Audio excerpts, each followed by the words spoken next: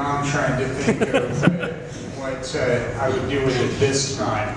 I know that there's one lady I met from internet dating that I've had one date with so far, and she's asked me about the places I'd like to visit, and I realized, well, there's one of them that seems to rank well in all three categories I like, and that happens to be Austin, Texas. So there we go, Texas accent. Let's see, good music scene, minor league baseball team in one of the suburbs called Round Rock. It's a college town because the flagship state university is there, and then state capital as well. Yeah, I know I said that before. History nerd means History University of Iowa. I've been to Dallas and Houston, but not Austin yet. Someday I'm sure we'll get there, and I'll just have to figure out if it works in my budget this year. Well, I know there's always things happening in my life as long as I live life and pay attention. I have things to write about in my blog and things to talk about when I'm on stage. And I know a notable thing that happened was I was at a Holiday gas station and I look at the discount bin. It's nice to see what's in there and try it for less than full price. And they had emoji candy in there, and I said, that is so cool. I'll have to have some of those. And it's a reminder of they'll make just about anything that sells. And I said it reminded me of somebody I did a fringe play with this year because I guess she used that way of communicating with somebody that she was breaking up with. And then I got confused with another popular thing that's online now, where I said I was expecting another friend from the comedy circuit to put a picture up of me saying it's been done, and then I realized, oh no, that's called a meme, which is different. But at least he finally put the picture up, and I thought that was cool. And I had to look it up online to see if that catchphrase had been done before, and it's like, yep. And no surprise either that it was The Simpsons. I just did that research earlier today, and one of the Beatles, the late George Harrison, I guess, said that on an episode of The Simpsons. And I know The Simpsons pretty well, and as I recall, that's the one where they have a band called the B-Sharps that Homer Simpson is in, and George Harrison is the one that says, it's been done, I think in reference to them performing on a rooftop. And Barney Gumble, the town drunk, is the one that plays John Lennon because he's the one with the Japanese wife that ruins the band, and then they play number 8 in reference to number 9. I found out that there's even an episode of another cartoon called The Simpsons Already Did, since they parodied just about everything. So there we go, The Simpsons. Somebody helped me with a reference to that. Well, with this time of year, of course, you hear one term more often, which is wind chill. And when I was a kid, I would hear that term, and it would make me think of a family name where I'd have to say Winchell right away. That was their name. I just have to put that one out there. It's just a weird thing that I have to do. I almost like imitating certain things in music videos that I liked. I do an entire set about that because I do like to talk about music and writing about music.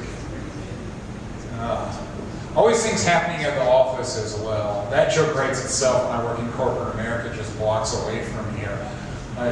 I saw one thing that you don't see very often, which is somebody's cubicle getting cleaned out. Usually they do it themselves, but I guess this is somebody who was on disability and finally decided to retire instead of come back to work. And I was amazed by all the things that they found in her cubicle when it was being cleaned out. There was a lot of food and drink, which you won't see in my cubicle. I guess that I usually consume it right away, where I don't feel the need to have that stash. But there was a bottle of water. It was the Walgreens store brand, which is called Nice Exclamation Point. And then there was a small can of Diet Mountain Dew. But her calendar had only been turned to September, so I wonder if that and snack foods were still good. Well, I wouldn't know. They just boxed it up, and I guess they're sending it to her. I know the other thing that happened at the office recently, just happened today, always things happening in my life, where somebody wanted to commentate about the food I was eating in the break room. It's like, please. I don't comment about the food that you're eating, so please don't tell me how to live my life. And it's like, yeah, I had a few little Hershey bars. And people are always leaving food in a candy dish at work. It's kind of hard to do weight control when that happens. It's like, yeah, I had a can of soup as well. And it's like, that's, I think, what they call hot kettle, because what was she eating?